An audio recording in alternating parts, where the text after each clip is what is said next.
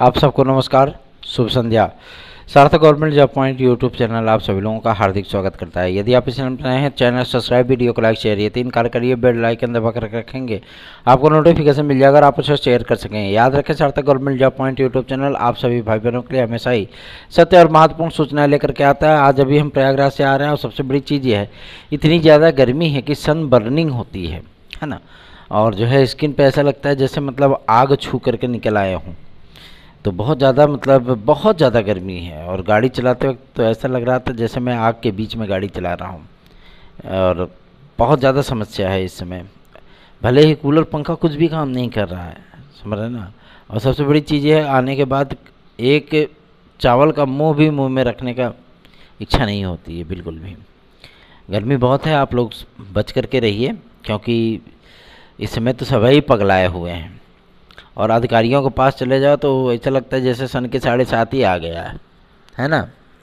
खबरों की शुरुआत करने से पहले आप सभी लोगों से एक बात मैं और करना चाहूँगा। आगामी समय आप सभी लोगों के लिए इतनी चुनौती भरा हुआ है कि आप सभी लोग उस तूफ़ान के आहट का अंदाज़ा नहीं लगा सकते हैं। बदलावों की बात हुई है तो बदलावों की बात करी भी जाएगी। आप सभी लोगों को मैं बता दूं, यूपी टीईटी में अब विद्यार्थियों को पसीने छूटने वाले हैं। यूपी टीईटी में आप सभी लोगों को अब जो चीज़ें देखने के लिए मिलने वाली हैं, ठीक है ना, वो सभी खंड में 5 खंड होते हैं। 5 खंड आप सभी लोगों के रखे जाते हैं, जिसमें हिंदी होता है, पर्यावरण होता है, बाल विकास मनोविज्ञान होता है, संस्कृत या अंग्रेजी होता है, ठीक है, गणित होता है। इन सभी खंडों में आप सभी लोग पूरा इकट्ठा अंक जोड़ करके आप लोगों को जो है पास किया जाता था, ठीक है।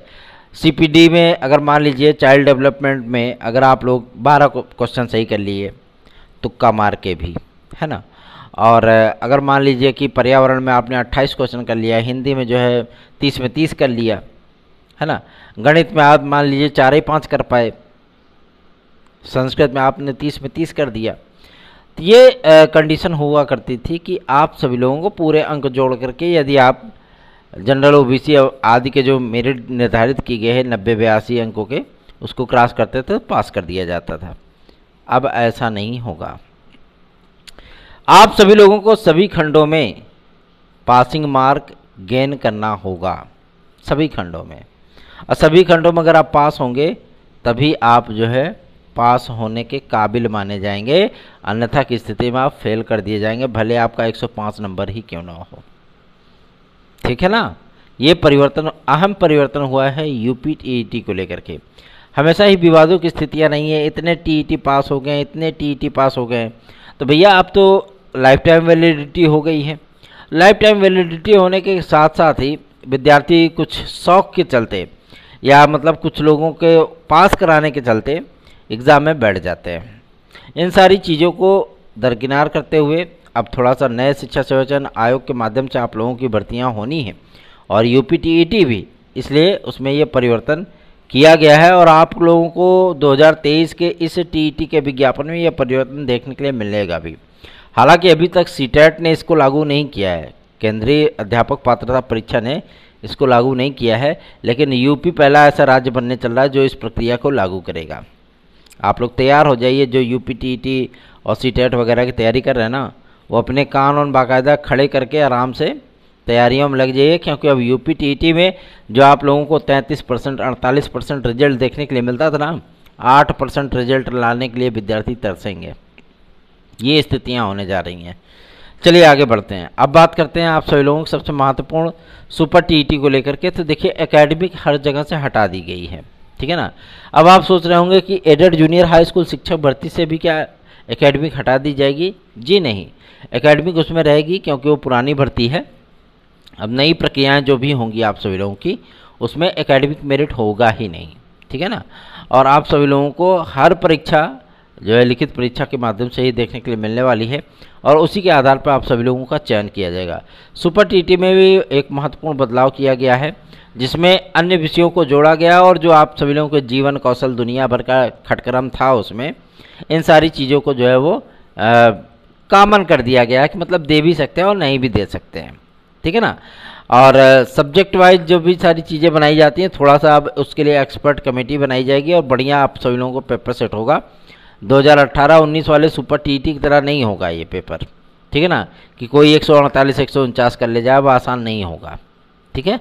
और विद्यार्थियों को 2 मोड दिए जाएंगे चयन प्रक्रिया के लिए, कि मतलब अगर वो ऑनलाइन चाहें तो ऑनलाइन कर सकते हैं, ऑफलाइन चाहें तो ऑफलाइन कर सकते हैं। आगे बढ़ते हैं, अब बात करते हैं आप लोगों की UPSSC की। UPSSC इस समय केवल और केवल फोकस्ड है अपने बेस पे, मतलब वीडियो री एग्ज़ाम पे।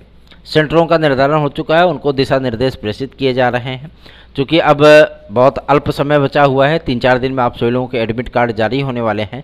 आयोग ने पूरी तैयारियां कंप्लीट कर दी हैं। सेंटरों पे जो उनको यथा दिशा निर्देश वगैरह जारी किए जाने थे, ठीक है ना, OMR वगैरह आप सभी लोगों की जो प्रेषित की जाने लगी है। और इस बार आप सभी लोगों को बार कोडेड जो है OMR शीट दी जाएगी, ठीक है ना, ताकि उसकी कोई कॉपी ना कर सके, ठीक। और अगर आप सभी लोग मतलब जो विद्यार्थी उसमें सम्मिलित होगा उसको 80% क्वेश्चन वहाँ पे जो है वो काला करना ही पड़ेगा। अगर कोई ब्लैंक OMR जो है जमा करेगा उसको क्रॉस कर दिया जाएगा, ये नियम बन चुका है। आगे बढ़ते हैं, अब बात करते हैं आप सभी लोगों के सबसे महत्वपूर्ण मुद्दे पर, PET 2023 के विज्ञापन को लेकर के। पेट 2023 का विज्ञापन आप सभी लोगों का जुलाई में जारी किया जाएगा, ये क्लियर हो गया है, कन्फर्म हो गया है।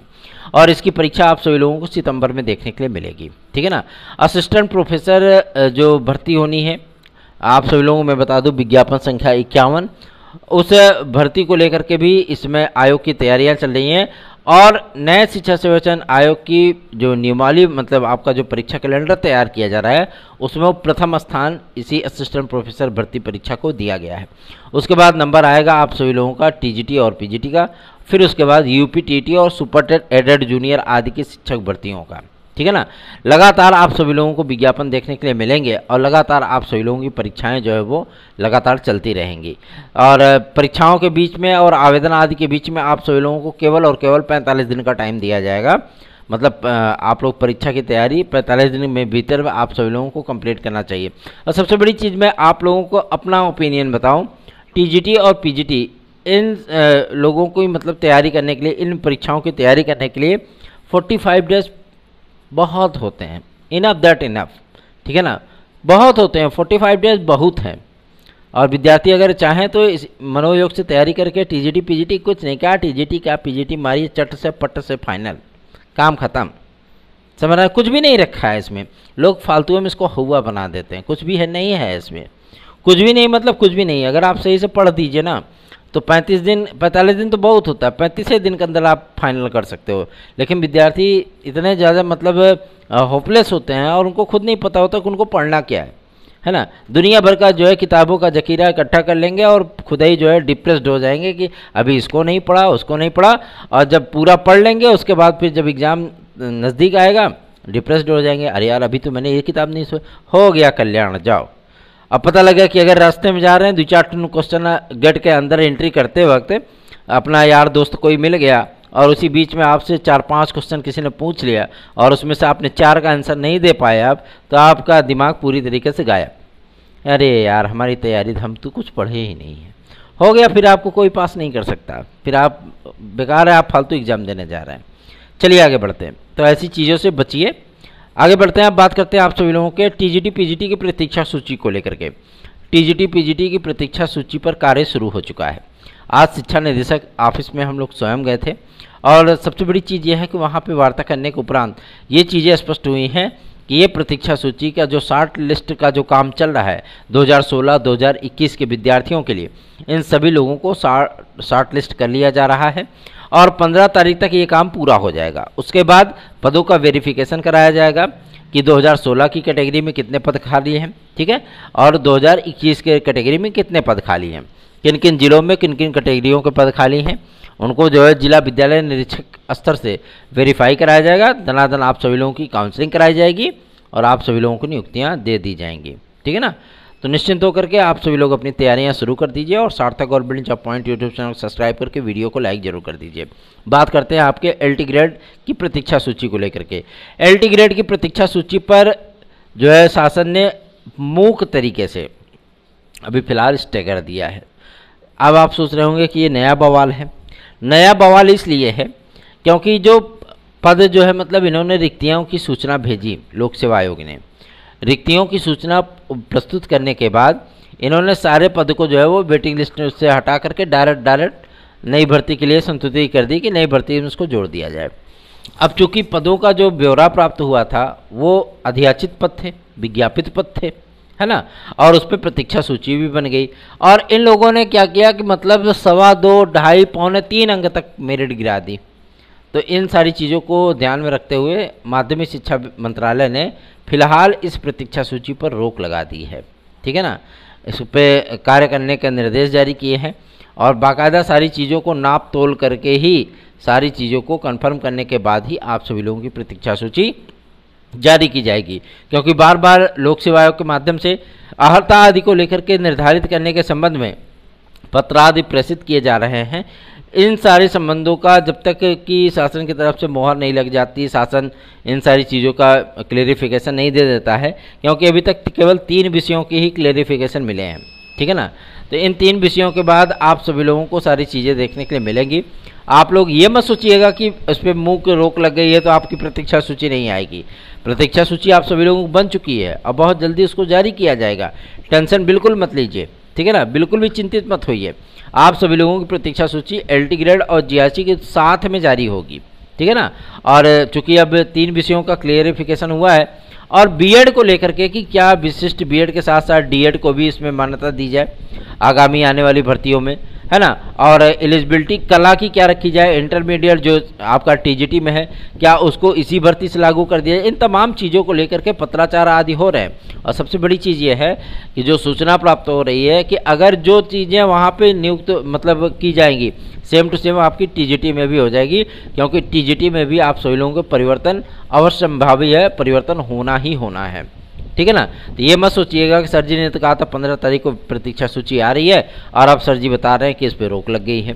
सबसे बड़ी चीज़ ये है कि आज माध्यमिक शिक्षा मंत्रालय की तरफ से दिशा निर्देश आए हैं लोक सेवा आयोग के पास और उसमें स्पष्ट कहा गया है कि सारी चीज़ों को पहले क्लियर करिए। शासन इस पर मंथन कर रहा है, लगातार बैठकों का दौर जारी है और इसको जब तक क्लियर न कर दिया जाए कि एलिजिबिलिटी क्या रखी जानी चाहिए, कला विषय को भी आप सभी लोगों को देखना होगा।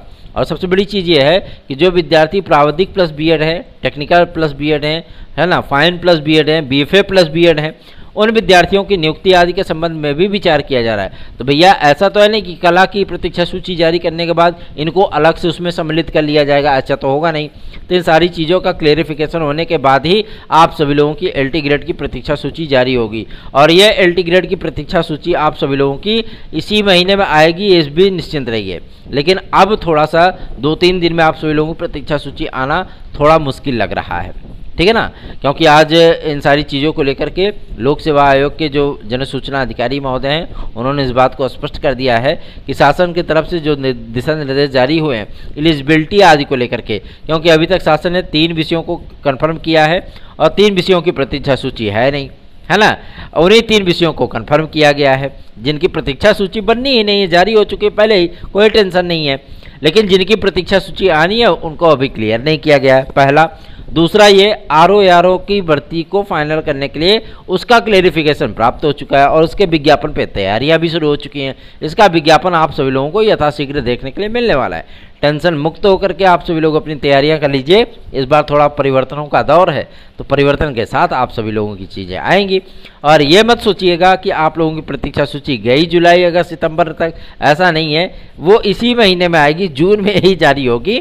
लेकिन LT ग्रेड के साथ GRC प्रवक्ता भी जारी होगा। और सबसे बड़ी चीज़ ये है कि कला विद्यार्थियों के संबंध में भी जो निर्णय कर लिया जाएगा कि BFA हो गया, टेक्निकल हो गया, फाइन हो गया, बीएड वाले हो गए, नॉन बीएड वाले हो गए, जो भी चीज़ें हैं सारी चीज़ों को क्लियर करने के बाद इनकी प्रतीक्षा सूची को बनाया जाएगा और उस प्रतीक्षा सूची को जारी किया जाएगा, ठीक है ना। प्रतीक्षा सूची में वैसे भी ज़्यादा पद आप लोगों को नहीं मिलने वाले हैं, क्योंकि शासन ने स्पष्ट कर दिया कि ज़्यादा पदों पर इसको ना जारी किया जाए, बल्कि थोड़े पदों पर जो है जारी करके इतिश्री कर लिया जाए, है ना। नए विज्ञापन में देखा जाएगा जो चीज़ें होंगी। तो तैयारियां शुरू कर दीजिए, क्योंकि नए विज्ञापनों का दौर शुरू हो चुका है और आप सभी लोगों को बहुत जल्दी विज्ञापन के दर्शन होने वाले हैं, ठीक है ना।